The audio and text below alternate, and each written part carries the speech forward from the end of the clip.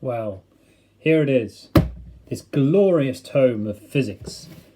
Several hundred pages of physics fun that's there. Now, I don't bring it there just to sort of like show off, but it's got a very thing because it has some very clear words on there, physics. Now, we're going to do the topic of light and reflection and refraction, some tales you may remember from year 8. So I'm going to go through a few little terms. So this right here, this is an object, okay? Light, you're able to see it because light is coming down from a light bulb that's above it. It's hitting this, it's reflecting off, it's going into the camera lens, and then that's being processed. And the camera lens is essentially working as your eye in this case, so you can see it. And this is a real, so this is what we call an object. It's a real thing. Now, if I bring in side to the side, I bring in a mirror. Hopefully you are familiar with what is going to happen. But if I bring in a mirror, what we start to see there is we will see a image. Okay, so that image, that's called a virtual image. I do not suddenly have 2 physics textbooks, as much as I would love them.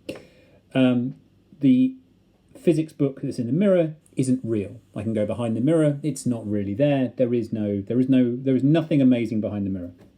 Look, nothing. Amazingness, nothing at all.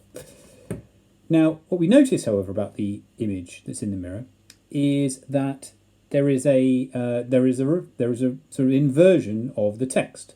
The word physics is backwards, and we're going to look today a little bit about how this phenomenon occurs. Why do we end up with a sort of an inverted image in the mirror, and how do we know where it's going to be, and what is the sort of like the thing that's occurring? Now, you might sort of be able to sort of identify that light doesn't just have to come in one direction towards the camera. Light that's coming this is going off in loads of different directions. Rays of light have struck this and are going off in all different directions. Some of them hit the mirror, they reflect off the mirror, and then they come back towards the camera lens where we can now see them. And things that do that are following what we call the law of reflection. So we're going to recap a bit on the law of reflection. So why is it that we're sort of seeing something coming off the mirror? And then we'll have a little bit of a thought about why is there an inversion and where does this image appear to be? Okay, that is our aim for today. To study reflection, we need to recap a couple of things, such as what happens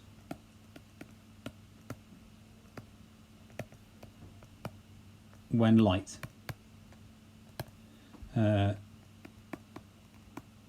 strikes an object.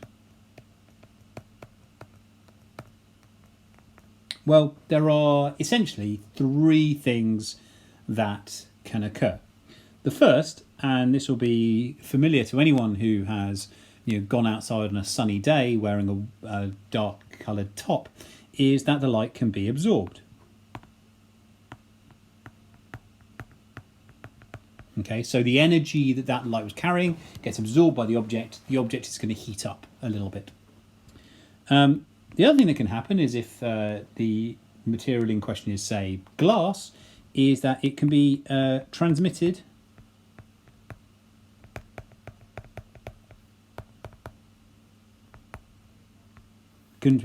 through the object. And the final thing that can happen is that the light can be reflected. Now, in truth, when you go far enough into physics, any interaction of light with almost any material has some combination of all 3.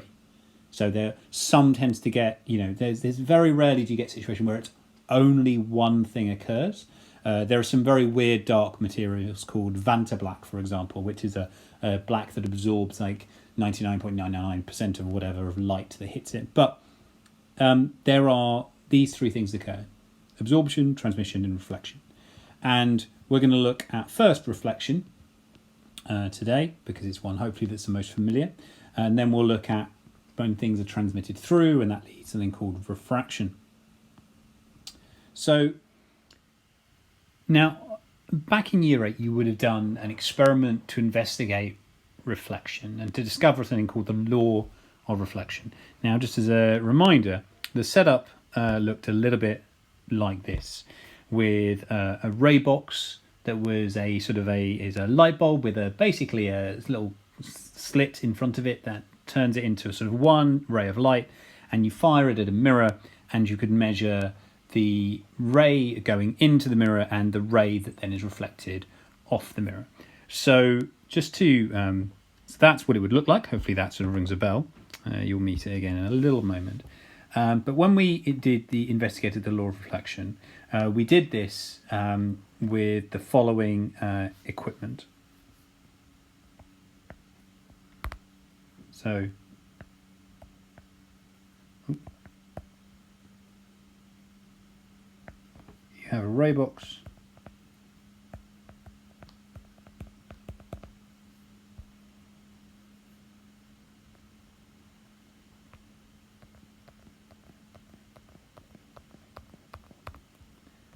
a mirror, and you would have a ray of light that would come in. And that ray of light has a term. It is called the incident ray. So if you are incident on something, it means that you're striking it. So this is the ray that is striking the mirror. And we had to imagine a little weird line at 90 degrees called the normal,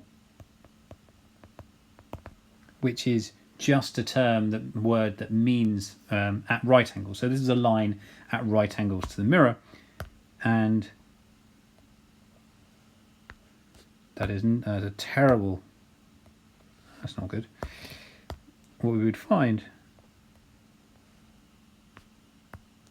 is we would then get what we call the reflected ray,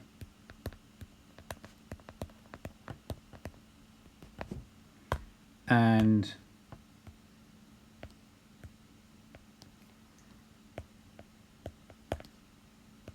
we would measure two angles, the angle of incidence and the angle of reflection. And when we fired things off into a mirror, we would find that the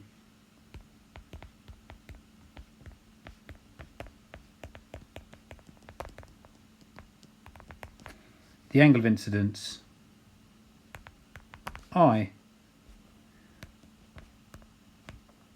was equal to the angle of reflection. And that is something that allows us to generally work things out. So that was the experiment that you did all the way back in year 8. And just to quickly run through it, what I want you to do is to follow the first link. So there is a link which will take you to this simulation. And what I want you to do is to have a look at part 1, which is how do light rays reflect. Work through it, and then you can carry on with the rest of the video.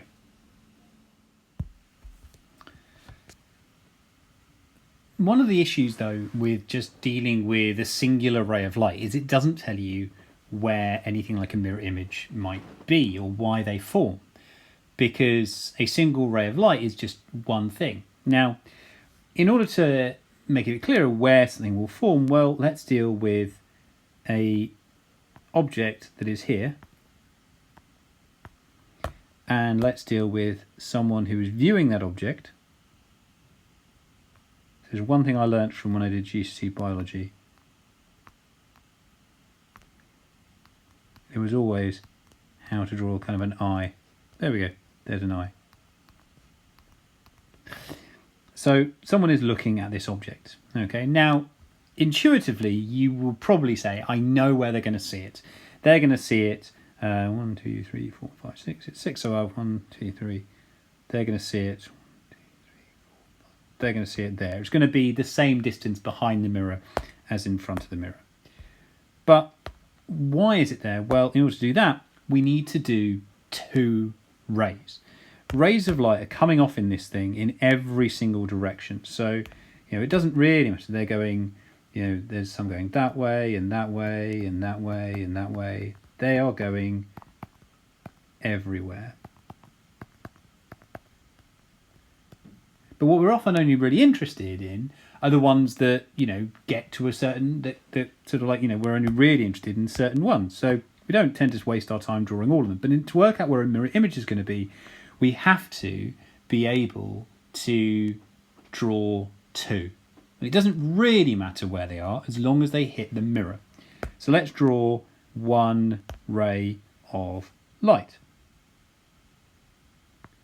It would help if I drew this properly.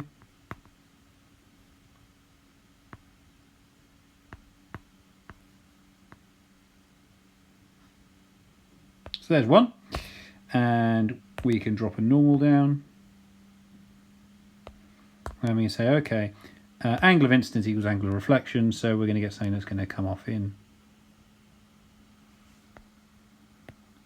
sort of that direction. There's our reflected ray 1. Now let's do a second ray. Let's do it in green this time, and let's have it from sort of here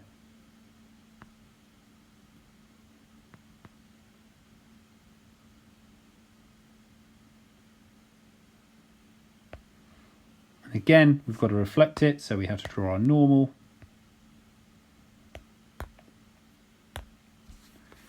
Keep it going at the same angle right about.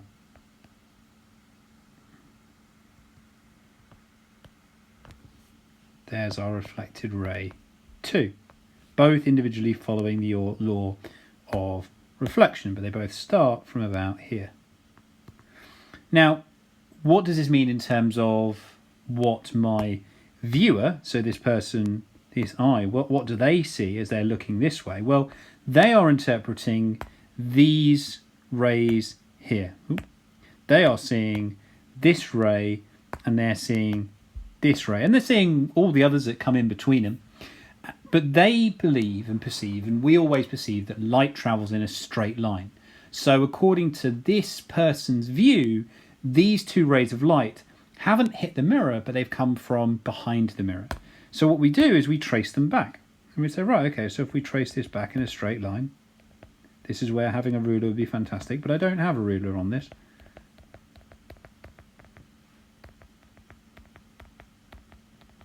That's just about right. And the same would be true of this ray.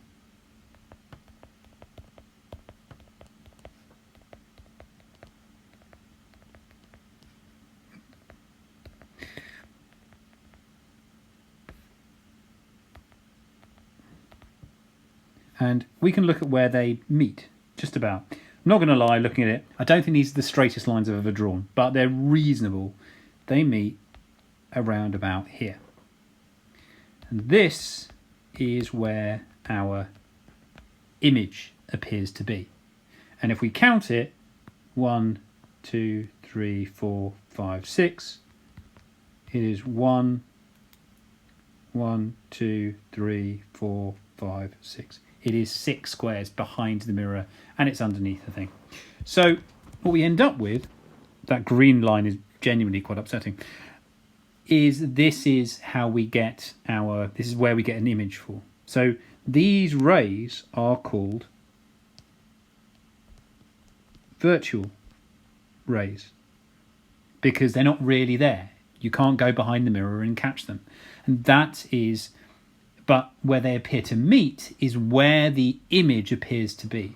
And you could do this with any pair of rays that are going to reflect, but you always need to do it with two. You reflect two that come off from the same point on the object, and by tracing back where the virtual rays appear to meet, that's where that object point appears to be behind the mirror. And what I want you to now do is there is the next sort of part of this thing, number 2, which will take you through all the parts to do with how do images form in plane mirrors. and that will walk you through how using those things can result in images being formed on the back of our eye. So the last thing to kind of just cover is the idea of backwards writing. So why does the writing of stuff appear backwards? And this is commonly seen on ambulances, on the front of ambulances, where you can see this image. The word ambulance is written backwards, just in case someone who is driving is unable to work out that the thing behind them in their mirror, the big yellow and green with blue flashing lights and a siren van looking thing, is in fact an ambulance, and they should move out of the way, because that word ambulance is there for the driver in front when they look at it in a mirror. And just as a final thing is to show you where that occurs to me, is why do words end up backwards when you look at them in a mirror? And the easiest way that I find to picture this is to imagine sort of looking down from above. So we're going to look at a sort of a top view. Let's look at a top view. And let's start with, we've got an object sort of here, and we have us. So we are going to be here looking at this person that way. Now, if you think about, if you zoom just basically above your head, that means that this would be your left and this is your right. So when we look at the orientation of rays of light that are coming from two sides of this object, we can think of an a ray of light coming from here, and it's appearing to us to be on the left hand side. Think of a ray of light on this side, and the orientation of these two rays is that, the red one to us appears to be on the left hand side, the blue one appears to us to be on the right hand side.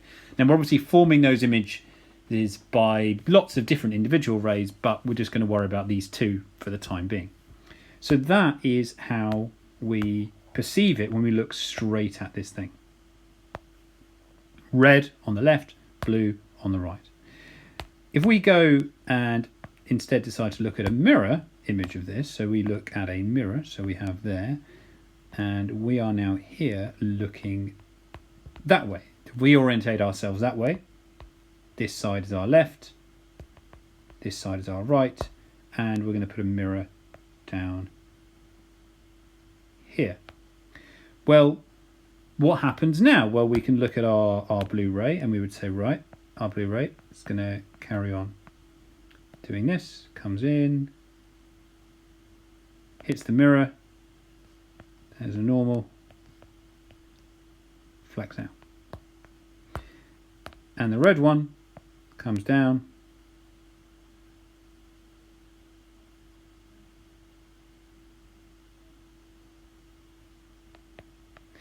my person needs to move because they're in the wrong place.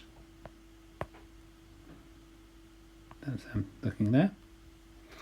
And look at what the difference in perspective is now. This time it's the blue ray, which now appears to us to be on the left hand side, and the red ray now appears to us to be on the right hand side, which is the opposite of what we had before. And that is the reason, so the fact that it was, red on the left and now red is on the right, that is why we end up with this lateral inversion when you look in a mirror. If you look at something that's through multiple mirrors, it'll cancel out. So if you have something that's scattered from one mirror, then hits another mirror, then hits your eyes, it'll reverse again. And it's also one of the reasons why when you take a selfie video, so when you record a video with yourself with your front-facing camera, if you've got any writing behind you, you'll actually notice the writing appears to be backwards. Now, when the people see that video, it then gets flipped round again, but it's to stop you becoming freaked out by your own face. Because you've only ever looked at yourself in a mirror, so you've only ever seen yourself in this orientation, to see yourself the other way is a bit weird. It's why you often feel disconcerted when you look at a photograph, because a photograph is how others see you and your features look a bit reversed.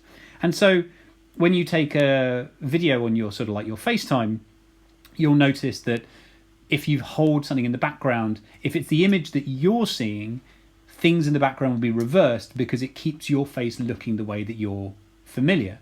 What gets projected to other people, it'll reverse itself back again, so that to other people who see the video, it looks normal. And that is how reflection can end up giving us the idea of things appearing backwards.